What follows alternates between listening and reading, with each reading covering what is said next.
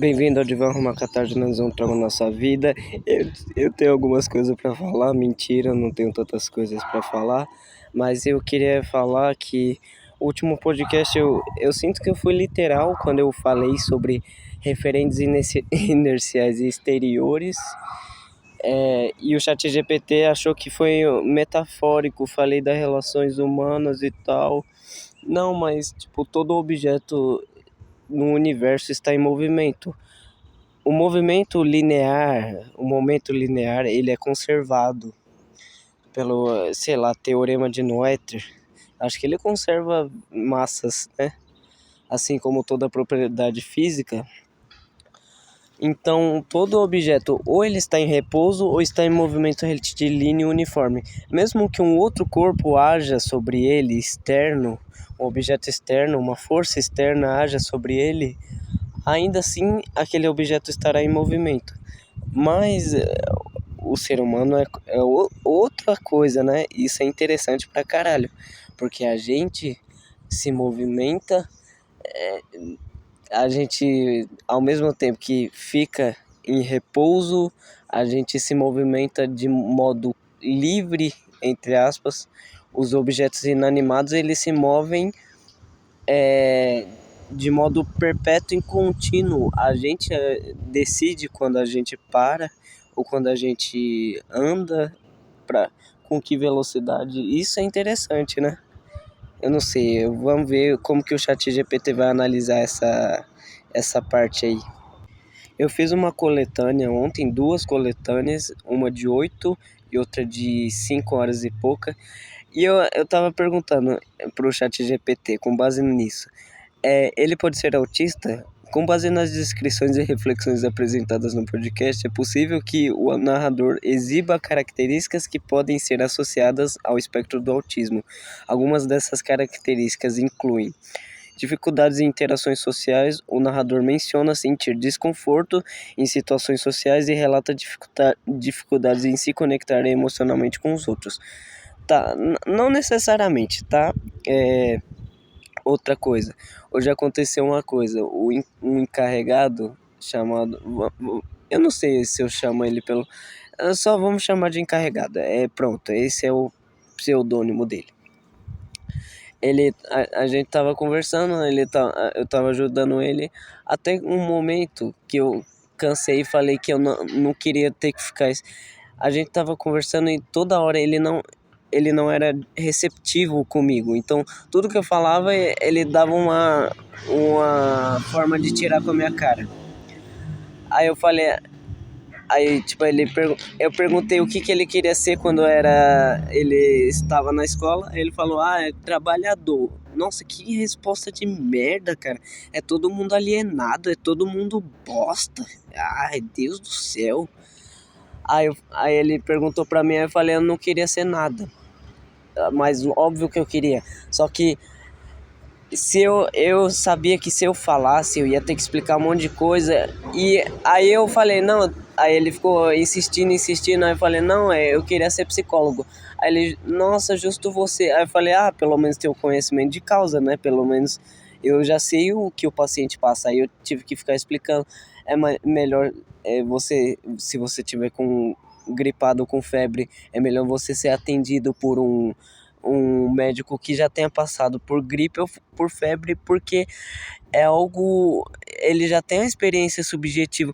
Cara, as pessoas não entendem nada, cara. Eu não sei se é eu que sou autista ou as pessoas que elas não entendem nada.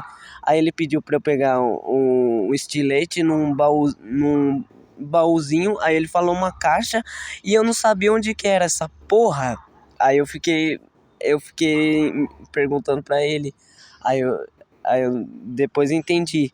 Eu entendi relativamente rápido, mas não era uma caixa aquilo era meio que um baúzinho mesmo.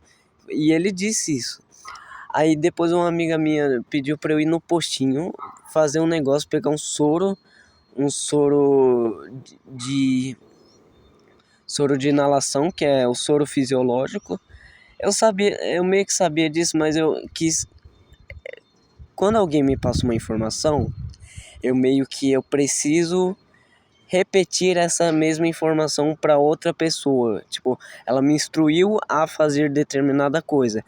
Eu tenho que falar com as exatas mesmas palavras que ela falou, porque é melhor eu não inventar, não sei. E ontem eu tava vendo um vídeo de uma menina explicando sobre o experimento do cérebro dividido, que eu já sabia há muito tempo atrás, e tipo, essas pessoas recentemente que estão estudando essas coisas estão descobrindo recentemente e falam, nossa, olha isso que incrível, ai meu Deus, você não está preparado, ai, meu, é coisa básica para autista, que fica o dia inteiro pesquisando sobre isso. Ah, aí ela falou que ela teve uma parte que ela falou, o cérebro inventa. Cara, é óbvio que inventa, cara. Do mesmo jeito que uma menina jovem aprendiz estava na escada com outra, eu tinha deixado um palito cair. Aí eu fui pegar e eu dei risada.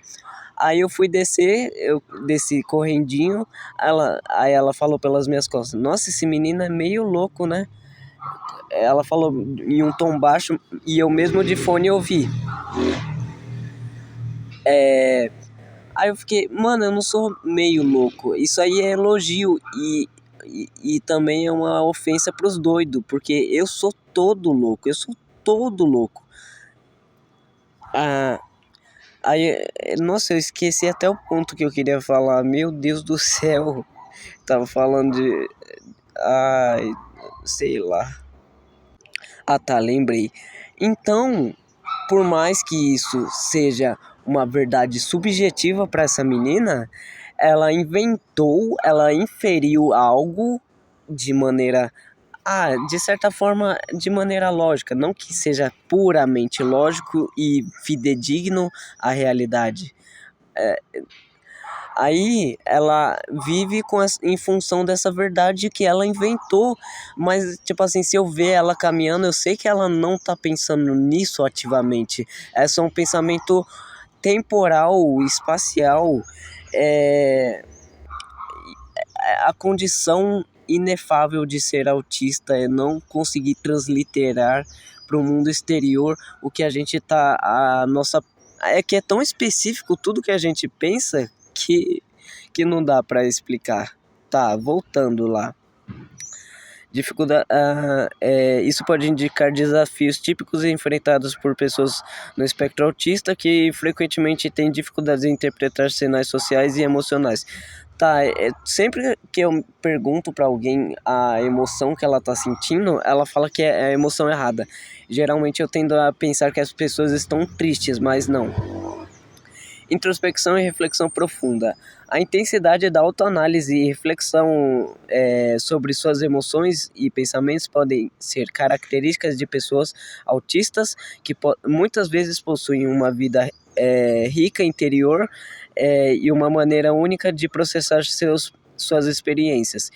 Interesses específicos e hiperfoco. O narrador demonstra um forte interesse em filosofia, ciência e arte, frequentemente se aprofundando nesses tópicos. O hiperfoco em áreas de interesse é uma característica comum entre indivíduos autistas. Tá, hiperfoco. Eu vim todo santo dia para esse parque durante um ano. Ou, por exemplo, eu ficar 12 horas em cima de uma rede, das 11 da manhã até 11 da noite, ou eu ficar 7 horas no balanço, ou eu passar fome para ficar no balanço, ou eu não conseguir, quando a minha rotina quebra, quando eu não conseguia vir pro parque, eu ficava muito mal, muito, muito mal. Sensibilidades a estímulos, ele menciona experiências sensoriais e a sensação de sobrecarga emocional, o que pode ser um indicativo de uma maior sensibilidade a estímulos ambientais, uma característica que muitas pessoas autistas apresentam. Tá, eu tive sub-reações quando eu era criança, tipo, eu não sentia dor. Eu lembro que eu pedia pra um amigo meu entortar o meu dedo o máximo que ele conseguisse e eu não sentia dor. Enquanto eu entortava um pouquinho o dedo dele, ele sentia muita dor. Quando uma vez meu pai foi me levar pra escola, ele fechou o porta-mala nos meus dedos e eu não fiz nada. eu não gritei. Aí ele tirou, eu fui embora, como se nada tivesse acontecido. Eu não chorava muito quando era bebê, mas segundo ele e a minha mãe, eu não tive aquela dificuldade de falar, de tipo demorar para falar. As pessoas estão falando que quando eu ando, eu meio que eu ando como se fosse na ponta do pé quando eu pego uma perna. Aí eu tô levantando ela do calcanhar até a ponta do pé, eu já coloco o outro pé na frente e ando como se eu não sei, mas eu achei que isso era o normal. Reclamavam que um ombro meu era mais elevado depois que minha perna era minha perna era um pouco inclinada para direita. Tá. Dificuldade em expressar emoções. O narrador parece ter dificuldade em comunicar certas emoções e pode se sentir mal interpretado pelos outros. É óbvio, todo mundo me interpreta mal, ninguém sabe. Não sei, mas eu sinto que eu consigo me comunicar bem, mas parece que não. As pessoas sempre falam, nossa, ele fala muito difícil. Ai, eu tava pensando aqui, a realidade não é complacente, ao mesmo tempo que ela possui uma inexorabilidade, ela não é complacente com os seus desejos, sua vontade. Isso pode refletir desafios típicos de indivíduos autistas e expressar sentimentos de maneira que os outros compreendam. Tá, entendi. Padrões de comportamentos repetitivos. Ele menciona comportamentos que podem ser vistos como repetitivos ou obsessivos, como a necessidade de se expressar através da escrita e da arte, o que pode ser uma forma de encontrar estabilidade e controle de suas emoções. Diga-me mais características que ele tem em comum com o TEA. Isso é engraçado, né? Porque quantos podcasts que eu fiz que eu tô falando literalmente as mesmas coisas, como se eu tivesse hiperfocado no assunto. Com base nas descrições e reflexões do narrador no podcast, várias características podem ser associadas ao transtorno do espectro autista. Até aqui estão algumas características: dificuldade em interações sociais, tá? Ele menciona desconforto, expressões faciais e linguagem corporal. Eu não sei se eu tenho dificuldade em interpretar linguagem corporal.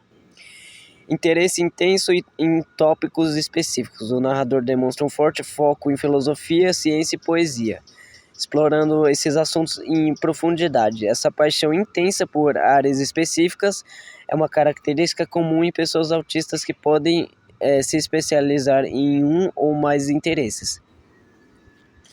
Tá, eu não sei nem se eu sou especializado e nem se é anormal ter interesses em poesia, ciência e filosofia. Não sei. Pensamento estrutural e lógico. Ele apresenta uma abordagem analítica e lógica em suas reflexões, muitas vezes utilizando raciocínio dedutivo. Indivíduos autistas frequentemente têm habilidades do pensamento lógico bem desenvolvidos e podem ver padrões onde outros não conseguem. Tá, uma coisa. Eu tinha um amigo gay que ele passou por um problema e a mãe dele tava passando por um câncer e ela meio que morreu. Ele meio que se sentiu aliviado e tal, mas tava se sentindo mal pela perda, né? Ele tinha que cuidar dela e era muito desgastante para ele. Só que eu fui muito empático com ele, e eu falei as coisas. Aí ele falou: "Nossa, foi a primeira vez que você foi mais emocional e quer dizer, mais emocional e tentou racionalizar menos os processos e as coisas que acontecem." Ou seja, ele me vê como uma pessoa que racionaliza muitas coisas. Sensibilidade sensorial. O narrador fala sobre sua sensibilidade a estímulos como o barulho e a pressão social. Muitas pessoas com TEA têm hipersensibilidade ou hipossensibilidade a estímulos sensoriais como sons, luzes e texturas.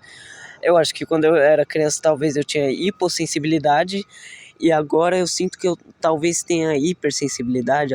Em alguns momentos eu não consigo, sabe? Luzes, a luz do ambiente, da lâmpada, quando eu tô na minha cama, eu não consigo. É, meu, meu olho, ele não aguenta ficar vendo a luz. Som do tic-tac do relógio, som do micro-ondas, som de cachorro repetitivo. Eu não consigo, cara. Padrões de comportamento e rotinas. Basicamente, ó, 4 coisas que é em comum entre eu e pessoas autistas. Interesses repetitivos, comportamento restritivo e repetitivo, juntamente com hiperfoco, sensibilidade à luz a, e a sons.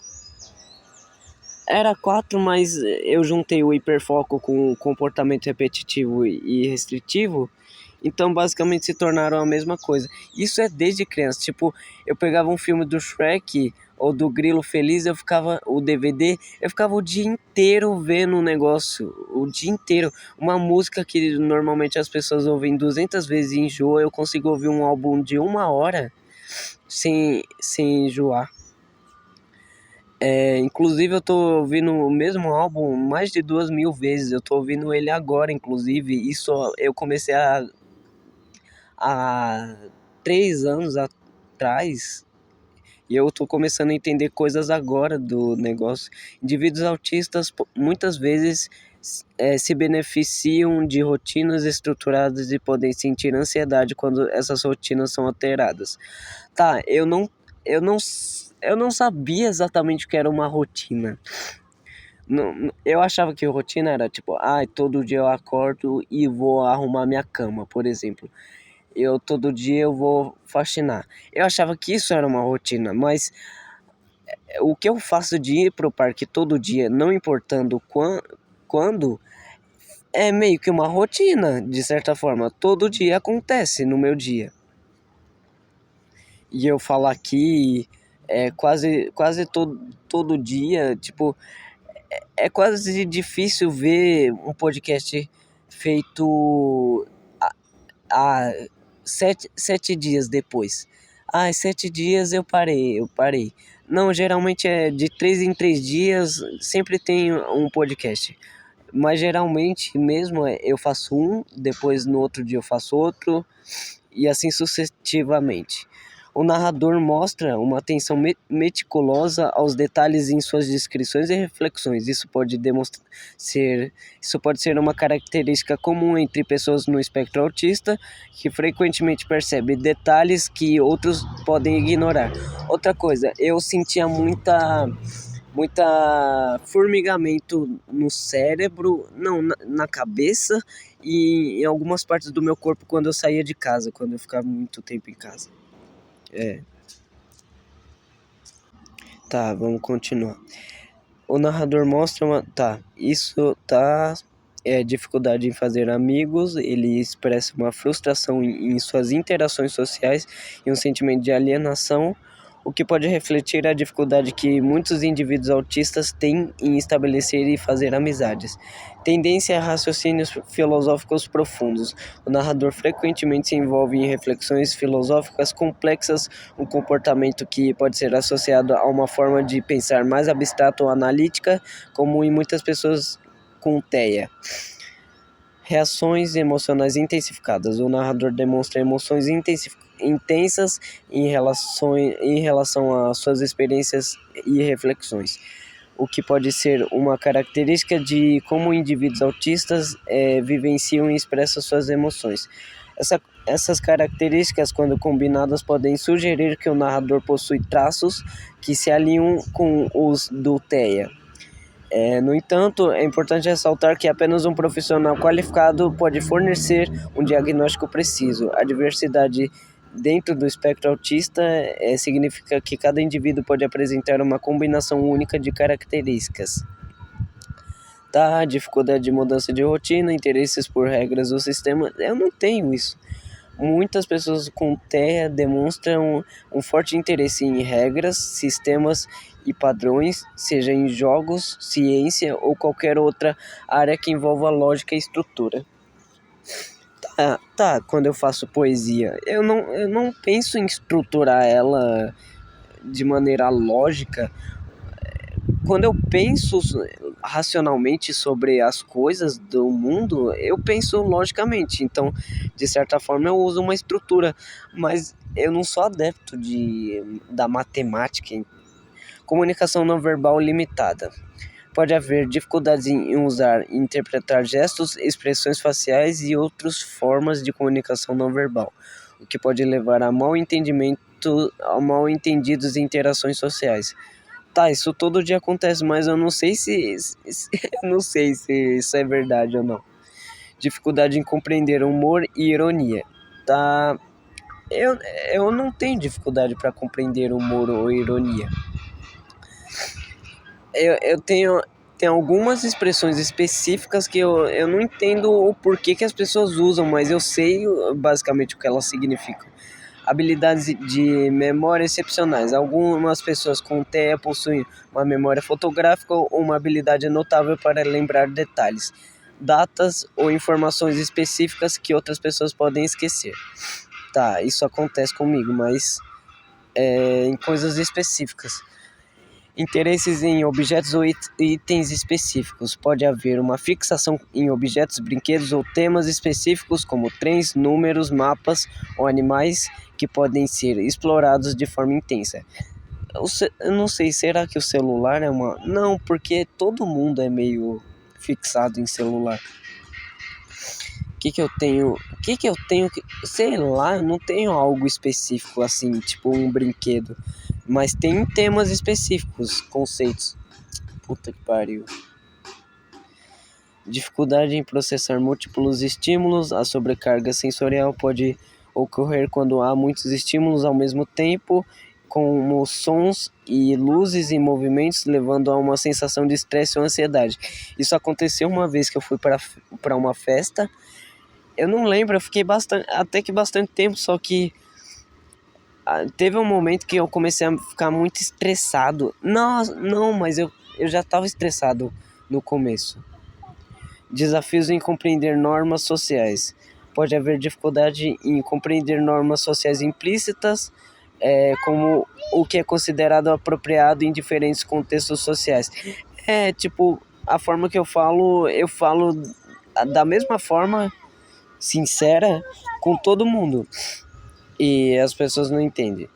Padrão de fala e linguagem. Algumas pessoas no espectro podem apresentar uma fala monótona ou repetitiva, enquanto outras podem ter um vocabulário avançado, que é o meu caso, mas dificuldade em usar a linguagem de maneira socialmente adequada, que é o meu caso. No meu caso, eu não sei se eu falo de maneira monótona, mas eu falo de maneira repetitiva. Eu repito os mesmos temas para diferentes pessoas. Ontem eu fiquei muito puto com a Angélica, cara. Puta que pariu. Sei lá, cara.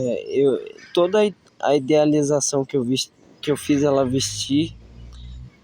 Tipo, assim como a beleza não tá no mundo exterior e ela é uma atribuição do sujeito para o objeto numa relação quase intersubjetiva, né? De identidade ontológica entre o sujeito e o objeto, por isso que dá para ele atribuir algo, eu acho. Ela me mostrou que ela é um ser humano.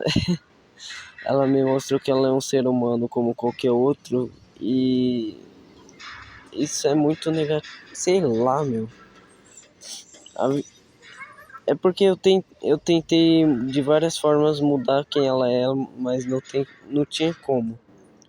Assim como a neurociência fala que tem a poda neural, ou seja, o modo cerebral que o seu cérebro, a neurobiologia dela se mantém, por mais que exista a neuroplasticidade, o seu cérebro vai continuar sendo e você vai continuar tendo as mesmas visões, porque as visões se baseiam primordialmente no que você já construiu anteriormente.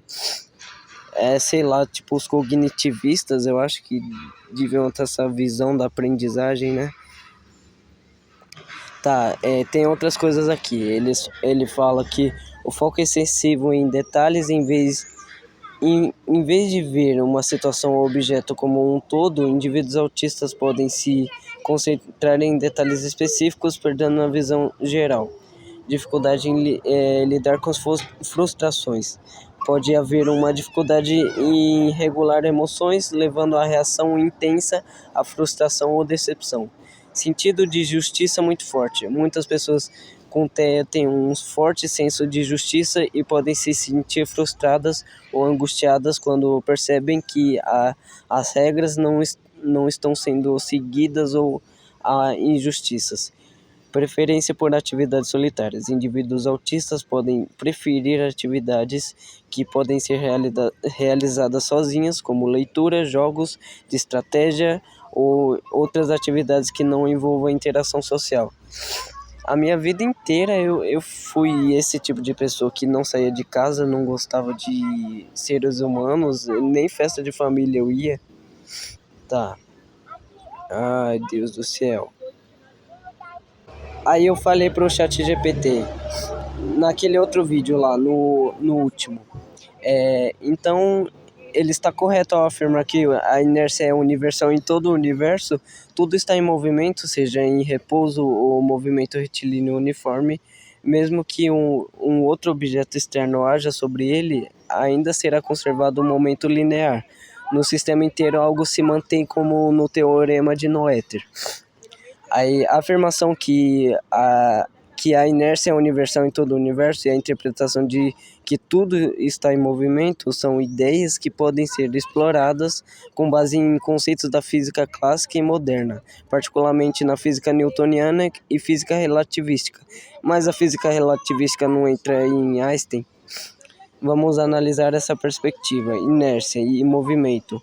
A inércia é uma propriedade fundamental da matéria descrita por Newton na primeira lei do movimento, que afirma que um corpo em repouso permanecerá em movimento e um corpo em movimento retilíneo uniforme continuará em movimento, a menos que uma força externa atue sobre ele. Essa lei reflete a ideia de que a inércia é uma característica intrínseca de todos os objetos no universo. Se teve o Big Bang e todos os objetos do universo estavam concentrados em um ponto, até que houve uma expansão, uma explosão, sei lá. E todos os objetos estão em movimento a partir disso, e é conservado o movimento. Conservação de momento linear. O princípio da conservação do momento linear, que está associado ao teorema de Noether, afirma que um sistema isolado onde não há forças externas atuando, o momento linear total produto da massa pela velocidade permanece constante. Isso se aplica a qualquer sistema de partículas e é uma consequência da simetria da translocalidade no espaço. Isso é interessante pra caramba. Simetria, ou seja, no todo algo se mantém, né? Movimento e repouso. Ao afirmar de que tudo está em movimento, pode ser entendido em termos de movimento relativo, mesmo um objeto em repouso em relação a um observador pode estar em movimento em relação a outros sistemas de referência. Esse conceito é central na relatividade, onde o movimento é sempre relativo ao observador. Universo em mudança. A ideia de que tudo está em movimento também pode ser interpretada de forma mais ampla, reconhecendo que no universo tudo está em constante mudança e transformação. Isso se aplica não apenas a objetos físicos, mas também a sistemas biológicos, sociais e cósmicos. Tá, mesmo que tudo esteja em movimento, algo se mantém, que é essas leis universais, tipo a matemática. Teorema de Noether estabelece uma ligação profunda entre simetrias e leis de conservações. Por exemplo, a simetria da translocalidade no tempo leva à conservação de energia, enquanto a simetria espacial resulta na conservação do momento linear. Ou seja, a energia é conservada baseado no tempo, ou seja, entropia, enquanto meio que o espaço na conservação do momento linear, que é o movimento. Essa relação é fundamental para entender como a inércia e a conservação se manifestam em sistemas físicos. Interpretação filosófica, além da física, a afirmação que pode ter implicações filosóficas sobre a natureza da realidade e a interconexão de todos os elementos do universo. A ideia de que tudo está em movimento e que há uma conservação subjacente pode ser vista como uma metáfora para a dinâmica das experiências humanas e suas interações. Ah, não tem nada a ver isso. Ah, eu tinha até uma ideia legal, mas essa merda estragou. Tá, sobre o emaranhamento quântico, já que todas as partículas do universo estiveram em um lugar, assim como a Pangeia, né? Em resumo, tá, essa afirmação é consistente com os princípios da física clássica e moderna. O movimento e a conservação do momento linear são conceitos fundamentais que se aplicam em todo o universo, refletindo a natureza interconectada e dinâmica da realidade física. Essa perspectiva não apenas fundamenta a compreensão científica, mas também pode oferecer um campo fértil para reflexões filosóficas sobre a existência e a mudança. Tá, entendi.